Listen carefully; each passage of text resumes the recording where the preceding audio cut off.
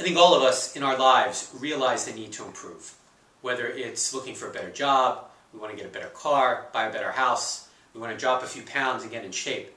We all know those things in our lives that we need to work on to be better at or to find and make better in our lives.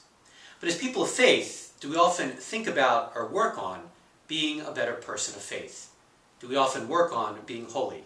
Do we often work on being nicer, more charitable, more compassionate, and more forgiving to other people? I think those are all things in our mind we know we should do, but the challenge is we never get around and actually do it. We spend much more time worrying about getting that new car, or applying for a better job, or even going to the gym to drop those unwanted pounds. But as people of faith, we need to be just as committed, if not more committed, to changing those bad habits, those sinful practices, those little things we all do that we know we shouldn't in our lives. And we all know that's not easy. It's not easy to change, especially when we've been doing it for so long. But yet, that's what Jesus calls us to do. And if we really want to take our relationship with Christ seriously, we need to address those things in our lives.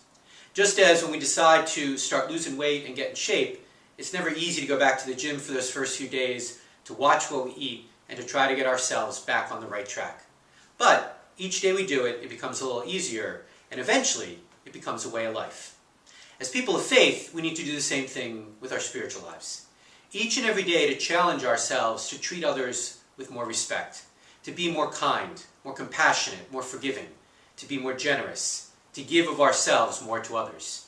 It'll be hard at first, it'll even seem awkward, but each time we do it, each time we treat someone as Christ would want us to, each time we do something for Jesus, we take one step closer to being the person God calls us and God wants us to be in our lives.